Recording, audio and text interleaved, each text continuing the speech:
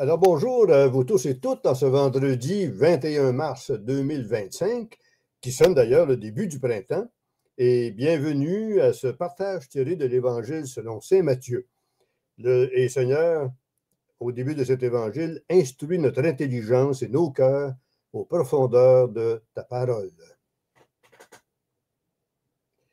Évangile de Jésus-Christ selon Saint Matthieu, extrait du chapitre 21, des versets 33 à 46.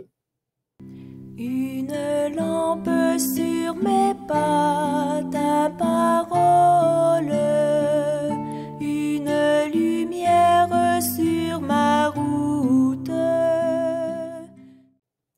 En ce temps-là, Jésus disait aux grands prêtres et aux anciens du peuple, « Écoutez cette parabole. Un homme était propriétaire d'un domaine. Il planta une vigne, l'entoura d'une clôture, y creusa un pressoir et bâtit une tour de garde.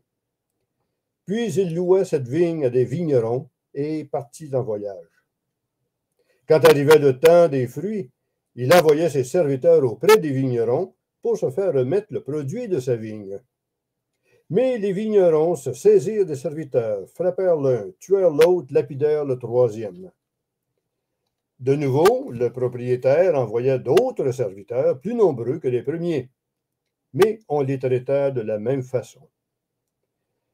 Finalement, il leur envoya son fils en disant, « Ils respecteront mon fils. » Mais voyant le fils, les vignerons se dirent entre eux, « Voici l'héritier.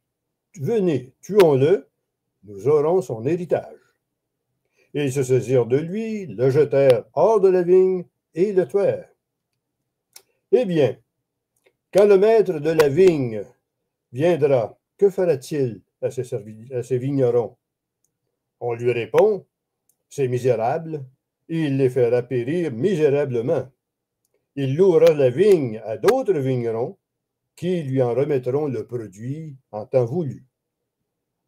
Jésus leur dit, n'avez-vous jamais lu dans les Écritures, la pierre qu'ont rejetée les bâtisseurs est devenue la pierre d'angle. C'est là l'œuvre du Seigneur, la merveille devant nos yeux.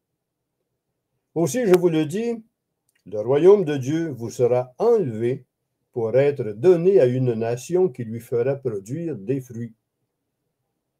En attendant les paraboles de Jésus, les grands prêtres et les pharisiens avaient bien compris qu'il parlait d'eux.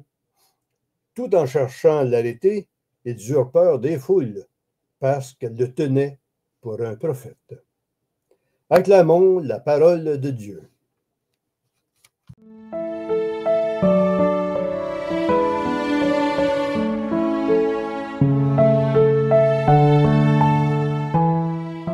Alors, d'entrée de jeu, relevons le fait que dans cette parabole, Jésus s'adresse aux grands prêtres et aux anciens du peuple, et non pas aux pharisiens, comme on est souvent habitué de l'entendre. Alors, qui sont-ils, ces deux grands groupes? Alors, les grands prêtres, eux, sont chargés d'être les intermédiaires entre Dieu et le peuple. Quant aux anciens, ils seraient normalement ceux qui, par leur expérience personnelle et leur sagesse apprise, sont promus à l'accompagnement du peuple dans sa démarche de foi. Il ne s'agit donc pas des pharisiens, mais de l'élite du peuple. Il faut bien saisir. Et manifestement, dans cette parabole, le propriétaire de la vigne, représente Dieu lui-même. Et dès les premiers mots de la parabole, il est frappant de constater à quel point le propriétaire veut faire confiance au vigneron, à qui il a loué sa vigne pour en prendre soin et s'occuper de son produit. Et il nous dit, comme ça arrive dans d'autres paraboles, et il partit en voyage. D'un côté, le fait qu'il parte signifie bien à quel point il fait confiance.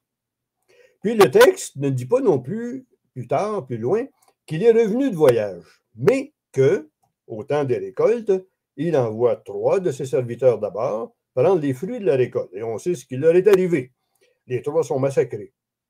Il en envoie d'autres, plus nombreux, envoyés à leur tour pour faire la même chose, pour prendre les produits de la vigne. Et la même chose se produit également contre eux. Comment ne pas penser ici aux prophètes, en particulier dans ce texte que Matthieu va citer plus loin, dans 2 chapitres, au chapitre 23, lorsqu'il dit « Jérusalem, Jérusalem, toi qui tues les prophètes et qui lapides ceux qui te sont envoyés, combien de fois j'ai voulu rassembler tes enfants comme la poule qui rassemble ses petits sous son aile, et vous n'avez pas voulu. » Cette citation de Matthieu 23 montre aussi toute la souffrance qui revient à Dieu quand il voit à quel point son peuple refuse de l'entendre et de le suivre. Et c'est assez frappant de constater que les vignerons sont complètement fous en pensant que le propriétaire va leur remettre l'héritage si eux tuent le fils. Et comment, après avoir tué les serviteurs, et jusqu'au fils, peuvent-ils espérer toucher l'héritage? Ici, remarquons deux choses.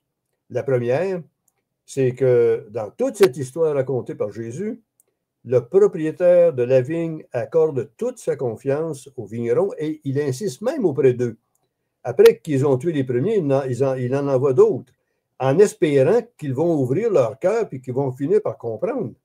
Et puis, dans notre société à nous, ça n'aurait pas été long que le propriétaire a renvoyé des gros bras pour leur les tabasser un peu d'avoir agi comme ils ont fait avec les premiers. Mais ce n'est pas ça. Le propriétaire ne se venge pas d'eux. Et il envoie jusqu'à son propre fils. Et la deuxième chose, le deuxième trait que je voudrais relever, c'est absolument remarquable qu'après avoir constaté que le propriétaire ne s'est pas vengé des vignerons homicides, Jésus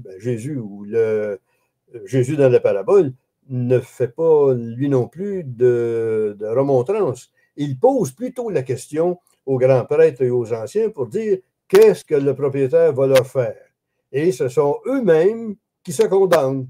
Ce sont eux-mêmes qui disent il va les faire périr misérablement, c'est misérable.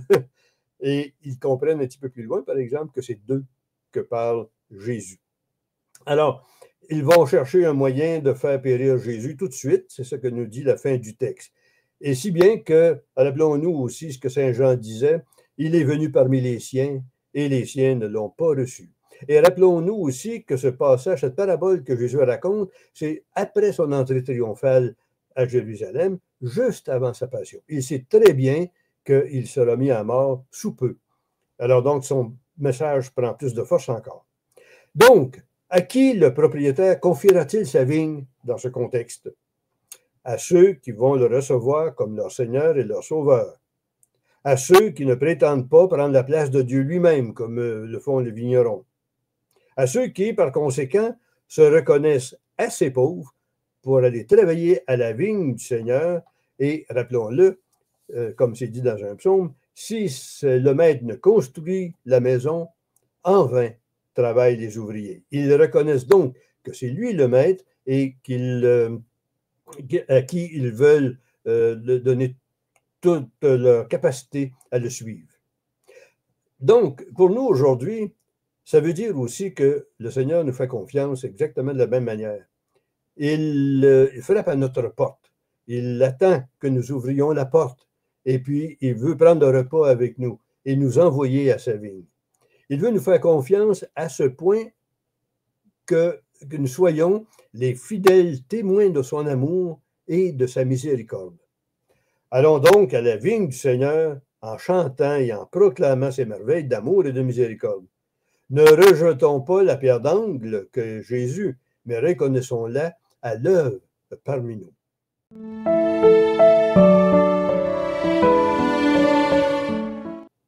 Terminons par cette petite prière. Oui, Seigneur Jésus, tu nous appelles à travailler à ta vigne.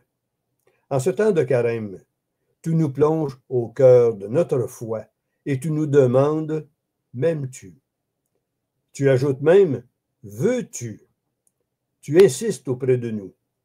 Permets que nos cœurs et nos intelligences s'ouvrent à tes appels répétés, à la confiance que tu nous portes, pour que nous soyons tes fidèles témoins aujourd'hui dans notre monde que tu nous donnes à aimer et à transformer. Amen.